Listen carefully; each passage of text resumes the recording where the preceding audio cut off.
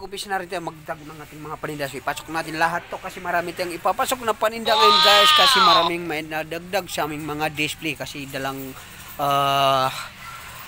dalawang sako kanina dinagdag namin sa aming mga display. Sana all. So ayan si Burog guys, kung nagkikita nyo sobrang busy. So wala yata yung masabi namin muna siya dito. Ha? Wala yata yung kasama namin.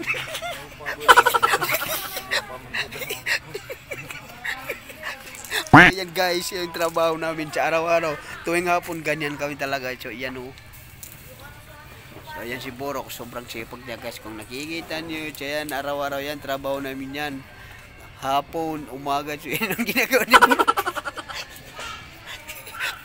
So minamadali niya kasi alam niyo na pag ganitong oras yan guys.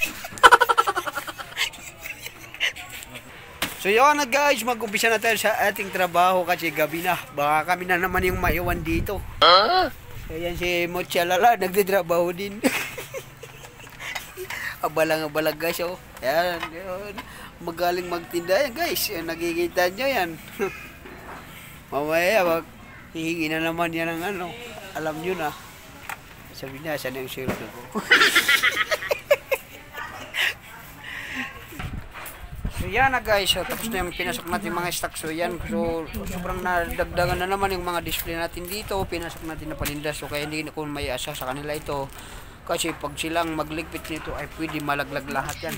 Naka-plastic kasi guys kung nakikita nyo. So ayan. Sobrang taas na. Kaya kahit kahit na mo na silang magligpit ay may hintay pa rin na nila ako dahil sa ako lang talaga ang alam kung paano ipasok ang mga paninda namin dito. Plastic guys kung napapansin nyo. So yan. Mga pantalon, mga t-shirt, naka-plastic lahat yan. So yan guys, hanggang dito na lang ang ating video.